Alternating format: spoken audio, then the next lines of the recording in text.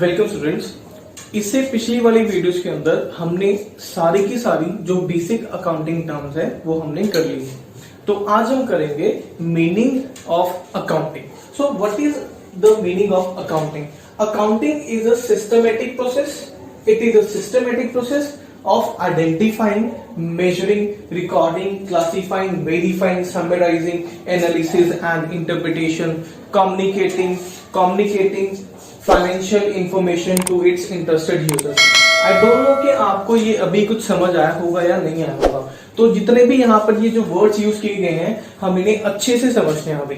So the very first term is systematic process. Now what is systematic process? Systematic process is a series of actions. Systematic process is a series of actions that you take to achieve a result. Means series of action का मतलब क्या हुआ? आप step by step चलोगे। Step by step का मतलब क्या हुआ? जैसे हम चाय बनाते हैं, चाय बनाने के लिए हम क्या करते हैं? पतीला रखेंगे, उसके अंदर पानी डालेंगे, दूध डालेंगे, चीनी, पत्ती, ये सब कुछ करेंगे। तो वो क्या है? एक सिस्टमेटिक प्रोसेस है। ऐसे ही अकाउंटिंग भी एक सिस्टमेटिक प्रोसेस है। इसका दूसरा एग्जांपल क्या है? कुकिंग। कुकिंग में भी हम क्या करते हैं? आई डोंट नो कि मेरे को अच्छे से नहीं पता होगा कुकिंग का।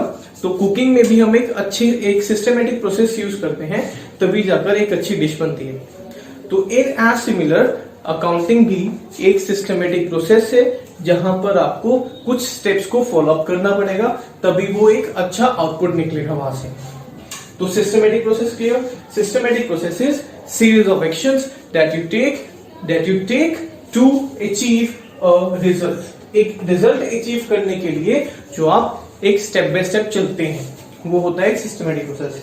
Now the very second term is identify. Now what is identify? आपने आइडेंटिफाई क्या करना है? आइडेंटिफाई का मतलब होता है पहचानना। आइडेंटिफाई यहां पर हम क्या करेंगे? यहां पे हम चेक करेंगे कि वो बिजनेस ट्रांजैक्शन है या नॉन बिजनेस ट्रांजैक्शन है। नाउ अब हमें कैसे पता चलेगा कि ये बिजनेस की ट्रांजैक्शन है या नॉन बिजनेस ट्रांजैक्शन है? देखो, बिजनेस से रिलेटेड जितनी भी ट्रांजैक्शन होंगी, बिजनेस से रिलेटेड जितनी भी ट्रांजैक्शन होंगी, उसी को ही आपने यहां पर रिकॉर्ड करना है और पहले आपको उसे आइडेंटिफाई भी करना है। देखो, यहां पर जो नॉन बिजनेस ट्रांजैक्शन है ना, अगर तो ऑनर ने कोई ट्रांजैक्शन की है, लेट्स से कि ऑनर ने एयर कंडीशनर परचेज किया अपने घर के लिए और उसने उसकी पेमेंट भी अपने पर्सनल पॉकेट से कर दी, तो वो नॉन बिजनेस ट्रांजैक्शन है। नाउ इन केस अब ये बिजनेस का जो ऑनर है ये एसी परचेज करता है फॉर द बिजनेस, उसने अपने ऑफिस के लिए एयर कंडीशनर परचेज किया, तो ये होगी एक बिजनेस ट्रांजैक्शन। तो बिजनेस ट्रांजैक्शन होगी तो हमने उसे कंसीडर करना है। नॉन बिजनेस ट्रांजैक्शन हुई, हमने उसे कंसीडर ही नहीं करना। तो आइडेंटिफाई क्या करना है? We have to identify the business transaction. इसको हमने रिकॉर्ड नहीं करना। Next term is measuring. देखो, आइडेंटिफाई कर लिया, आइडेंटिफाई में हमने बिजनेस ट्रांजैक्शन को पकड़ लिया। Next is measuring. क्या होगा? Consideration to only those transactions which can be measured in terms of money. तो यहां पर मेजरिंग में आपने क्या करना है? आपने ट्रांजैक्शंस को देखना है, क्या आप उसे पैसे में मेजर कर सकते हो? लेट्स से कि हम वही एग्जांपल के साथ चलते हैं, एयर कंडीशनर वाले के साथ। तो एयर कंडीशनर जब बिजनेस के मालिक ने बिजनेस के लिए परचेज किया, अपने ऑफिस के लिए परचेज किया, तो वहां पे उसने कुछ पेमेंट की होगी, मींस वहां पे उसने कुछ पैसा दिया होगा। तो पैसा दिया है तो भैया मनी आ गई, तो मनी को ही तो हमने कंसीडरेशन देनी है। तो मेजरमेंट के ये जो मेजरिंग है, इसका मतलब क्या है? आपने सिर्फ उन्हीं ट्रांजैक्शंस को इंपॉर्टेंस देनी है जिसे आप पैसे में मेजर कर सकते हो, जिसे आप पैसे में काउंट कर सकते हो। तो आइडेंटिफाई बिजनेस ट्रांजैक्शन, फिर हम क्या देखेंगे? क्या मैं बिजनेस ट्रांजैक्शन को पैसे में मेजर कर सकता हूं? तो आगे चलेंगे, नहीं चल सकते तो उसे वहीं पर ही रोक देंगे। तो very next term is recording. Now recording हमने करनी कहां है? In books of accounts. Record हम करेंगे in books of account. Now books of accounts क्या होती है? जैसे अभी तक आप अपने रजिस्टर्स मेंटेन करते थे सब्जेक्ट्स के लिए, हिस्ट्री का अलग, मैथ्स का अलग, साइंस का अलग, वैसे ही बुक्स ऑफ अकाउंट्स है। इसके अंदर ये पूरी की पूरी बुक्स ऑफ अकाउंट्स के अंदर क्या क्या चीजें इंक्लूड होती हैं? Sales book, purchase book, journal, ledger, ये सारी चीजें इसके अंदर आती हैं बुक्स ऑफ अकाउंट्स के अंदर। तो रिकॉर्डिंग हम करेंगे अपनी किताबों के अंदर। यहां तक क्लियर? आगे चलते हैं। Now the next is classifying. Now what is classifying?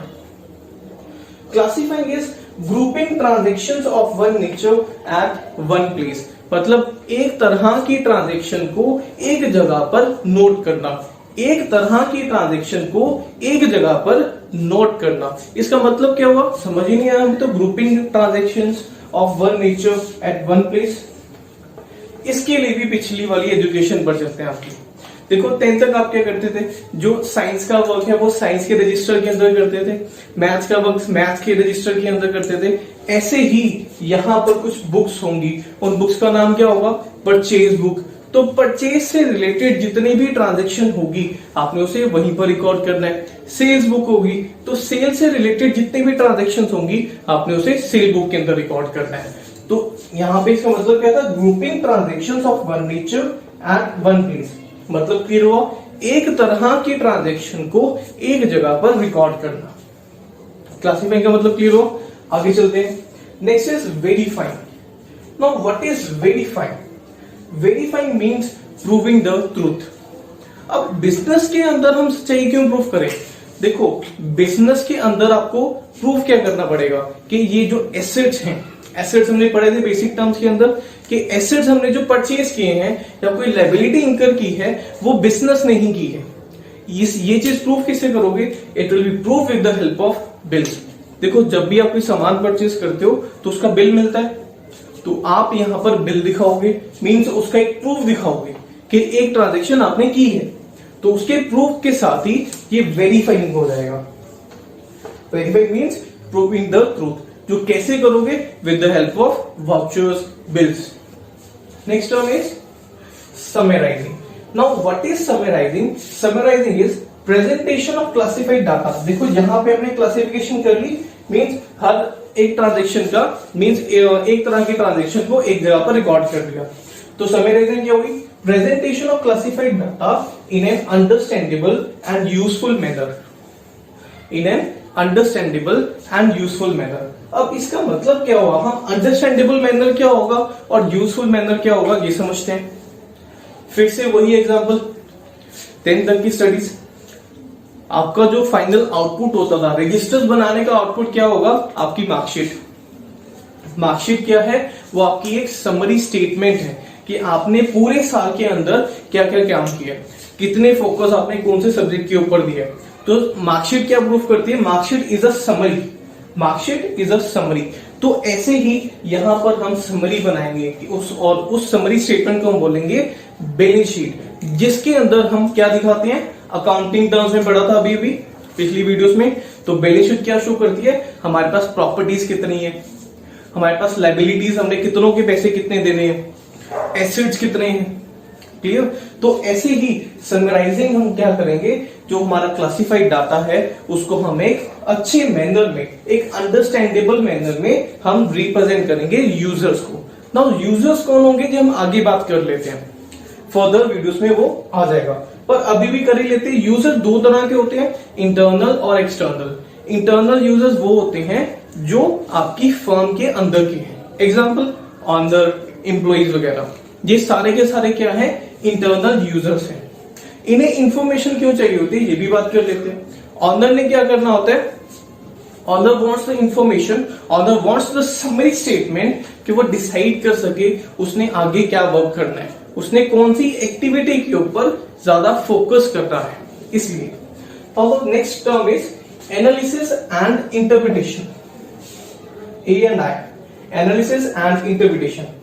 It helps users in making meaningful judgement. देखो अब एनालाइज कैसे करोगे?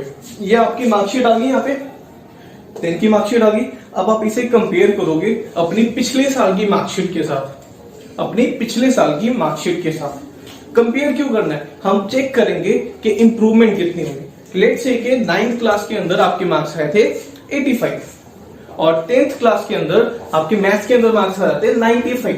तो इंप्रूवमेंट से कोई मींस कुछ हम ग्रोथ कर रहे हैं, हमारे जो एफर्ट्स हैं वो सही जगह पर जा रहे हैं। ऐसे ही हम अपनी बैलेंस शीट को, जो हमारी समरी स्टेटमेंट है, इसको हम कंपेयर करेंगे अपनी पिछली साल की समरी स्टेटमेंट के साथ। उससे हमें क्या पता चलेगा कि हमारे लूप होल्स क्या हैं, हमारी स्ट्रेंथ्स क्या हैं। Clear? Next is communicating. Now communicating क्या होता है? Information must be provided in time and presented to the users. देखो अब आपने ये सारी की सारी समरी बना ली, एनालाइज भी कर लिया, इंटरप्रेट भी कर लिया। अब आपने ये एक समरी स्टेटमेंट बनेगी लास्ट में जो हमने यहाँ पर बनाई है, इसको हम देंगे किसको? यूजर्स के साथ, यूजर्स को देंगे। तो यूजर्स कौन से थे? वही इंटरनल और एक्सटर्नल।